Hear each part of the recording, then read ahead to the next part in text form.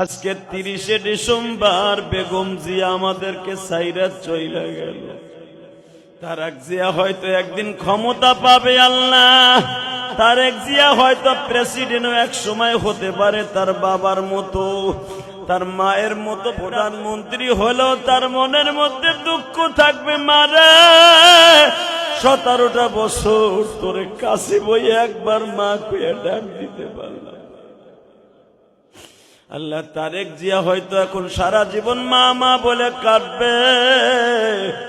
শহীদ president Ziaur রহমানের অর্ধাঙ্গিনী তোমার এই বান্দি জীবনে অনেক কষ্ট করছে আল্লাহ। বহুত বছর কারা নির্বাসে রয়েছে, বহুত কারা নির্যাতন রোগ শোক সহ্য করছে।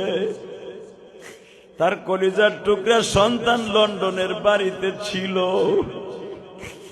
সন্তান কতবার বলছে মা তুমি আমার কাছে চইলা আসো। সে বাংলাদেশের সন্তানদেরকে ছাইরা নিজের সন্তানের কাছে যায় নাই। আজকে তোমার কাছে চইলা গেল মানি